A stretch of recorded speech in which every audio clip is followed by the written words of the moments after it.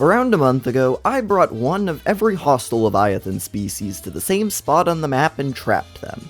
And in that video, I said that if I got 2,000 people to subscribe, I'd redo the challenge, except this time, instead of trapping one of each Leviathan, I would do so with every single Reaper in the game.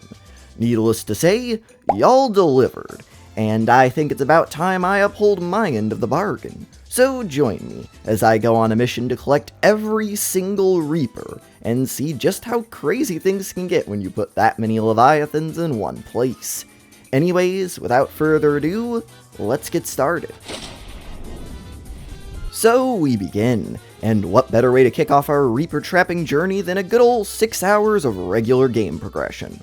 Once I was sufficiently established with blueprints, power, and getting cured, the first thing I had to do was design the structure I'd be building to actually contain the 25 Reapers. I never mentioned it in the last trapping video, but near the end, I'd actually had a couple problems with the Reaper clipping out of its cage, so I wanted to try and make sure I wouldn't be dealing with that or any other unforeseen problems halfway down the line. That, and it would also give me a pretty good idea of how many materials I needed to get. Which would be nice, since near the end last time I was constantly running out of stuff, and that gets very annoying very quickly. Unfortunately, coming up with a design for this thing did not exactly go as planned. When I initially suggested this challenge, I did so thinking it wouldn't actually be too horrible. When compared to my previous Leviathan moving endeavor, obviously ferrying 25 Leviathans across the map sounds a heck of a lot more tedious than ferrying 3, but despite the large numerical increase, I knew I had one big thing going my way. With the previous project, I was, of course, dealing with 3 different Leviathan species, and these 3 species are all hostile towards one another. That meant I had to spend a lot of resources on fully separate cages, along with a giant fireball protection wall to try and prevent them from killing one another, which added both time and complexity to the project, as I had to mine more resources and figure out on the fly how far away each cage had to be.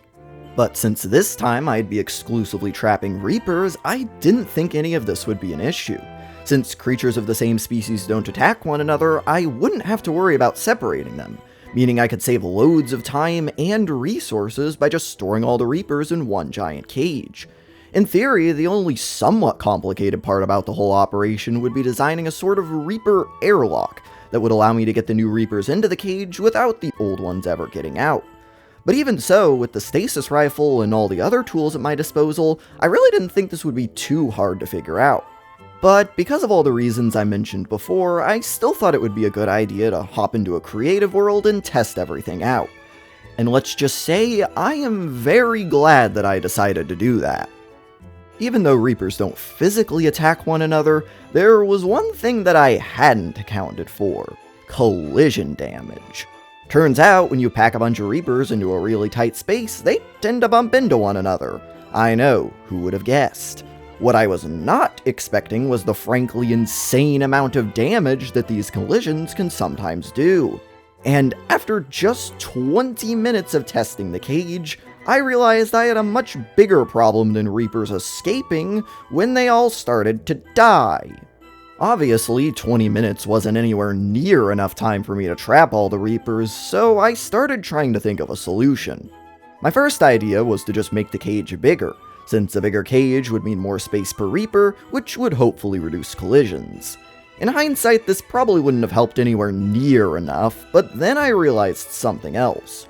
I'd been doing all this testing in creative, and when I switched my game mode to survival, the game mode I'd actually be playing on, it took me about 5 seconds to realize that increasing the size of the cage was basically pointless. That's because since I was in survival, whenever I was near the cage, about half of the Reapers would be actively trying to kill me at any given time, meaning that instead of enjoying the open space of their enlarged enclosure, they'd all be crowded up against whatever wall or corner I was closest to, banging into the walls, each other, and making the whole collision problem even worse. It became pretty clear to me that there was no way that storing them all in a single cage was going to work. Not for an extended period of time anyway, so I begrudgingly turned to my backup plan. I'd still build a giant cage, but I wouldn't put the Reapers in right away. Instead, I'd slowly collect them in individual holding cells, which would hopefully keep them safe from one another until I was finished, when I could then save and release them all together. There's a reason this was my backup plan, though. These holding cells wouldn't come cheap. The walls and floor had to be sealed enough that the Reapers couldn't glitch out, and if you made the cages too small or skimped out on the dividing walls, the Reapers could still occasionally collide with one another, which on the timescale of this project could still prove fatal. So there wasn't a whole lot that I could do in the realm of cost cutting. But I did my best, and after a bit more tweaking, I came up with a design that I was happy with. It saved on resources where it could, and made it very hard for the Reapers to take any damage. With the design finalized, though, it meant I now had to go and actually build it, which makes this the perfect time to talk about my next unexpected problem, titanium. For the entire project, I estimated I'd need a little over 2,600 titanium. Not an insignificant amount by any means, but considering this included the additional cost of the holding cells, I actually didn't think this was too bad. After all, it had taken me around 1,500 titanium to trap just 3 Leviathans last time, so not even having to double that amount to hold 25 Leviathans seemed like a pretty good deal. But even so, all that titanium had to come from somewhere, and that was the part that was giving me pause. Now, the obvious play would have been to just get the titanium from the crash zone. It's where I went last time, and I knew the biome would still have more than enough. But actually going there and collecting it wasn't going to be so simple. As you've probably guessed, it is because of the Reapers, but not for the reason you might think. Yes, the Reapers do still pose a physical threat, but in the grand scheme of things, there isn't all that much they can do to hurt me. But it's not me that I'm worried about, it's the Reapers themselves. When I was mining here last time, I didn't have to care about the Reapers. I was only planning on trapping the one Reaper by the Lost River, so if the ones here died, ran off, or clipped out of bounds, it really didn't matter. But now, since I'm eventually going to need to capture all of these Reapers, losing even a single one means restarting the entire challenge, since I'd no longer be able to get them all. There's quite literally no margin for error. And every minute that I'm around them while mining is one more minute that something could go wrong. I thought about just getting my titanium from outside the crash zone, but with how titanium dense the crash zone is compared to literally every other biome, I figured that would take at least 4 times as long. And considering the mountains and dunes would probably also be out of commission for the same reason, it would probably take even longer still. So I shot that idea down pretty quick. The ideal thing to do would be to just move the Reapers out of the crash zone before I started mining there. I'd be moving them all out eventually anyway, so if anything, I'd be killing 2 birds with 1 stone.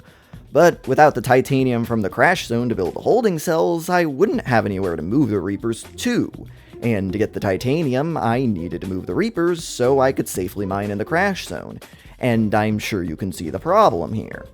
In hindsight, I probably could have just gotten enough titanium for the first 10 holding cells, moved all the Reapers out, and then mine in the crash zone to my heart's content, but I somehow never thought of that. Luckily, I think the solution I came up with was way cooler. I boarded my Cyclops and headed out to the western edge of the crash zone. This part doesn't have any Reapers, so I knew I'd be relatively safe to mine here. I cleared out the entire thing pretty quickly, and while it wasn't even close to enough titanium for the full build, it was more than enough for the next phase of my plan. So I turned around and made for the back of the Aurora, where I quickly came across the first Reaper.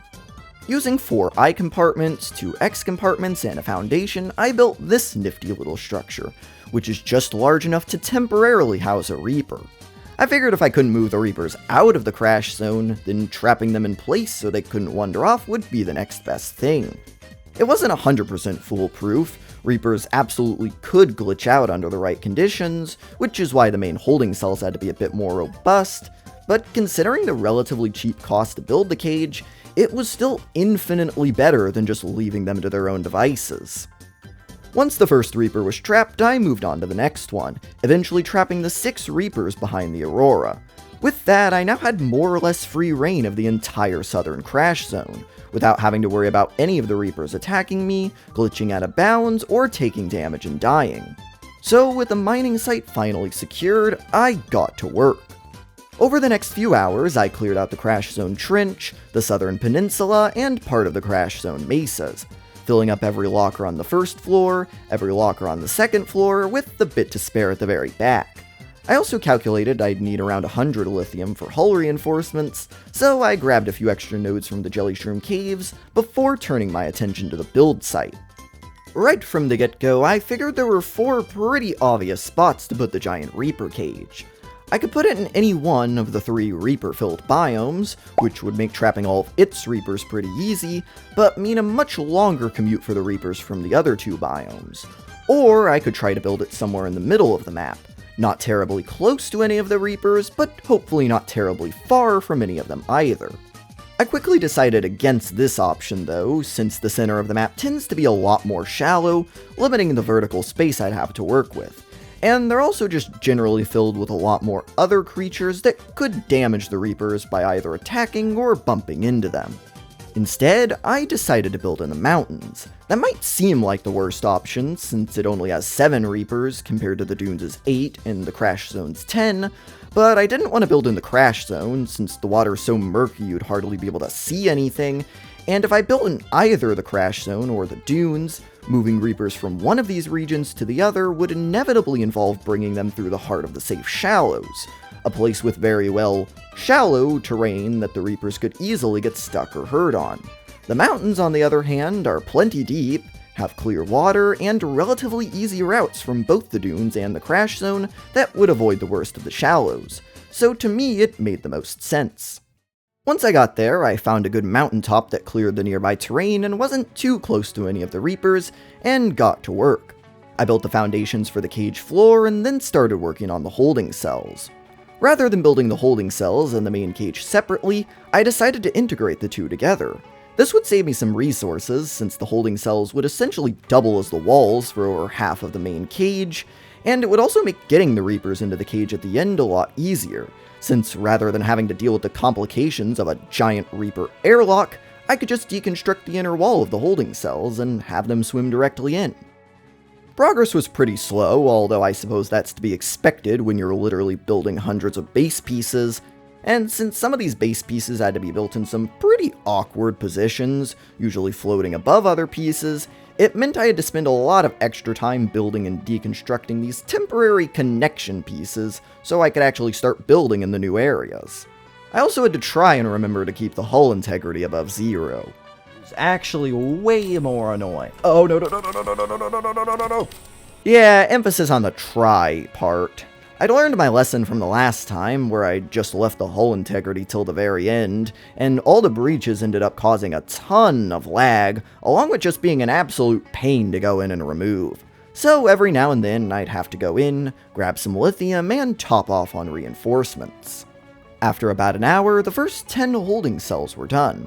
I probably should have just pushed through and finished the build at this point, but I was kinda bored from just placing down eye compartments, so I decided to give myself a break and actually trap the first couple Reapers. There were 2 in particular within viewing distance of the base that I was getting tired of having to constantly check in on, and since it had been around 5 months since I'd actually moved a Reaper, I figured this would be a good time to de-rust and practice actually getting the Reapers into the holding cells. Now, if you're curious about how my Reaper moving process works, I go into a lot more detail in the previous trapping video, but all you really need to know is that I use the repulsion cannon to push the Reapers, and stun them with the stasis rifle whenever I need to leave for air. Once I got close, I opted not to just push the Reaper directly into the cage like last time, since this could cause them to take some damage, and I was really paranoid about any of the Reapers dying. So instead, I stunned it with the stasis rifle and waited for it to aggro onto me.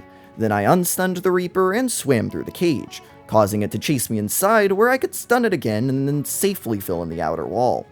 And just like that, the first Reaper was in without too much hassle. And about 10 minutes later, so was the second. Sadly, this marked the end of my break, so I restocked on titanium and got back to building the holding cells.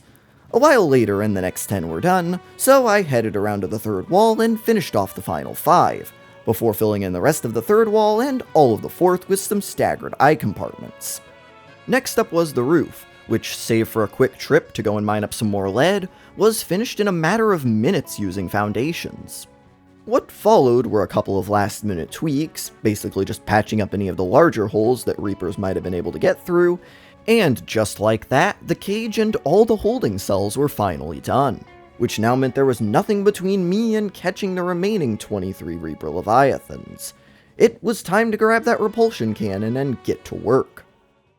To start things out, I grabbed the remaining 2 Reapers closest to the cage, which didn't actually take that long as they were both still pretty close by, and then I headed east to start working on the next 2. In between each Reaper, I'd do a quick head count to make sure that everyone was still alive before I saved, top off on food and water, and recharge my batteries, which was made much easier through sleeping. Once the 2 easternmost Reapers were done, I headed south to get the one by the mountain island. This and the previous Reaper were easily the furthest yet, being around half a kilometer each from the cage, which was not exactly a quick trip, but I was still making surprisingly good time.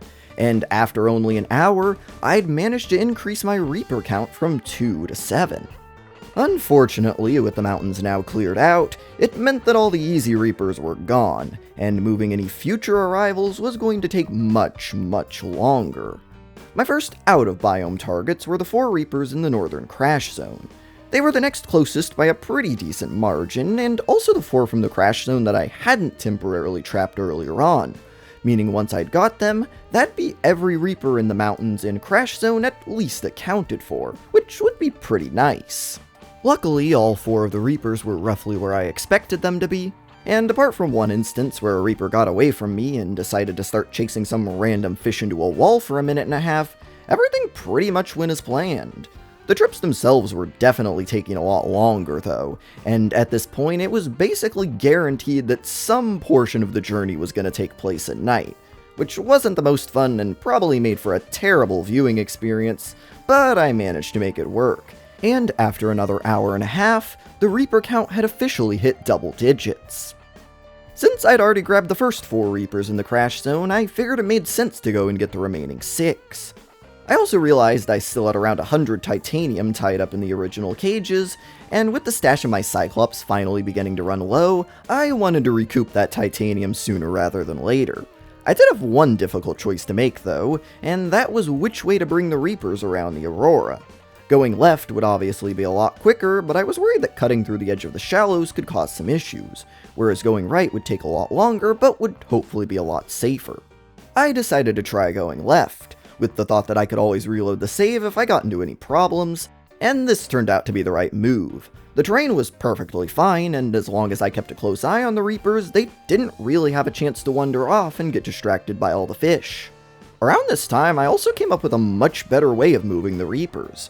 Before, I'd roughly kept them at whatever depth I'd found them, using my Seamoth as a mobile O2 source, but that meant that every 200 meters or so, I had to stop what I was doing and double back to go grab the Seamoth, which wasted loads of time. By now though, I'd realized I could just leave the Seamoth and move the Reaper on the surface, which completely eliminated the need to stop for air. After that revelation, it was just a matter of time. Some of the Reapers gave me more problems than others, but by and large everything went pretty well, and one by one, over the course of the next 2.5 hours, all 6 Reapers made their way around the Aurora, through the Mushroom Forest, and right into their nice little holding cells, completely clearing the crash zone and bringing my total number of captured Reapers up to 17. That left just 8 Reapers remaining, all in the dunes. To make things a little easier on myself, I set up a small powered base on the edge of the dunes, which acted as a little staging ground where I could sleep and recharge my batteries. Since the 3 northern Reapers were on their own, I started with them, and once those 3 were moved in, I headed down south to begin work on the final 5.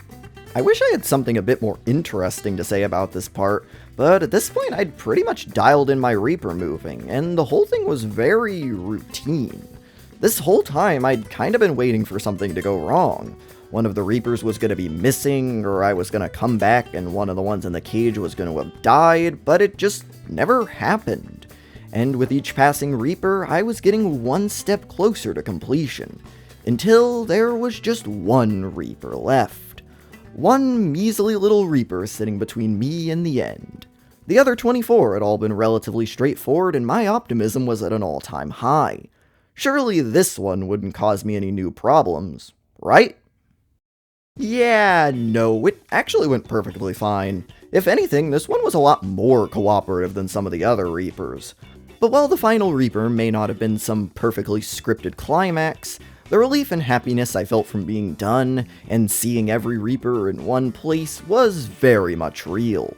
1, 2, 3, 4, 5, 6, 7, 8, 9, 10, 11, 12, 13, 14, 15, 16, 17, 18, 19, 20, 21, 22, 23, 24, 25 Reapers. We are done. Once the final head count was done, I went to retrieve my Seamoth before making the final save. That way, if any of y'all decide to download the world file, the Reapers will still be safely stowed away, making you free to do with them as you wish. And now that I no longer had to worry about any of the Reapers dying, I began to release them all into the main cage. And once that was all done, it was time for me to fulfill the other condition I made for this video. Because I didn't merely promise to collect all the Reapers, I promised to collect them, jump in the cage myself, and see how long I could make it. And you'll be happy to know that's exactly what I did. Okay. Here goes nothing.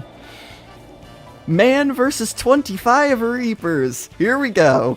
Here we go, folks. Oh, one got me already. Oh no. Oh no. Oh no. I don't think we're gonna make it much longer. I don't think we're gonna make it much longer. Oh, they're coming from everywhere. Oh no. Oh no. Here we go. Oh, we're juking them.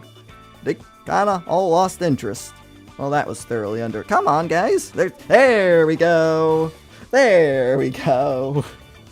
Once I had my fun with that, I started to wonder how long some other things could survive. And since none of this was being saved, I decided to break out the console commands for a bit. I started out with 1 Seamoth, that didn't last very long, and 5 Seamoths didn't really do much better. Then I decided to drop in a Cyclops, and that went about as well as you might expect.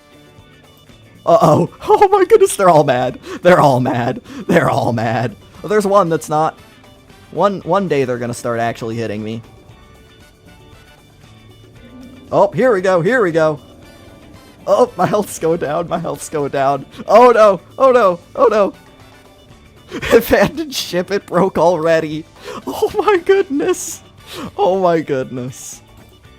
I also threw in a few other things, a ghost, a sea dragon, a few more Reapers, cause why the heck not, along with some other creatures, but I think that's a good place to leave things off. Like I said, if you want to mess around with things for yourself, which I highly recommend, it's very fun, the world file's in the description. And while you're down there, consider leaving a like, subscribing, and letting me know what kinds of things you'd like to see next. Anyways, that's all from me for now, folks. Have a great rest of your day, and I hope to see you all again very soon.